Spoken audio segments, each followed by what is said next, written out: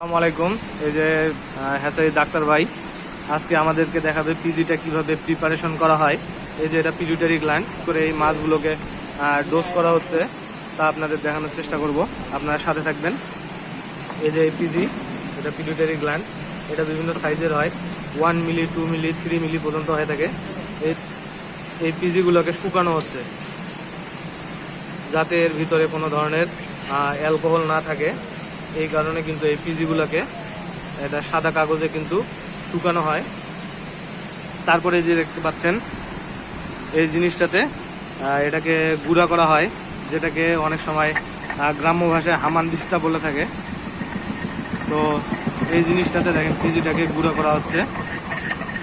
এই পিজিগুলো যখন সম্পূর্ণভাবে একবারে ক্রাশ হয়ে যায়, তারপর এটাতে সমপরিমাণ এই যে দেখতে পাচ্ছেন এই ভাইলের মাধ্যমে পানি দেওয়া হচ্ছে।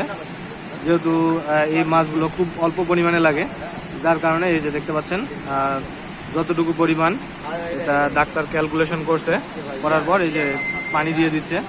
পানি দেওয়ার পর আবার এটাকে নাড়ানো হচ্ছে যাতে খুব ভালোভাবে এই পানির সাথে মিশে যায়।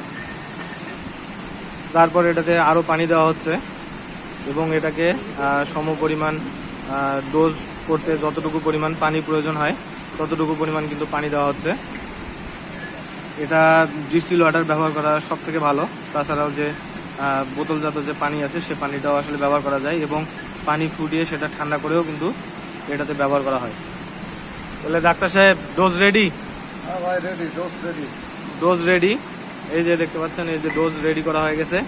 এখন এগুলো ট্যাংরা মাছের কে দেওয়া হবে। এই যে পিজি দ্বারা যে ডোজটা তৈরি করা হয়েছে, এই তৈরি করা ডোজটা দিয়ে এই যে ইঞ্জেকশনের মাধ্যমে এটা মাছের মধ্যে পুশ করা হচ্ছে। এই যে এগুলো দেখতে পাচ্ছেন, এগুলো তাদের যে উপরের যে ডরসাল ফিনটা থাকে তার নিচে এই ডোজটা করা হয়।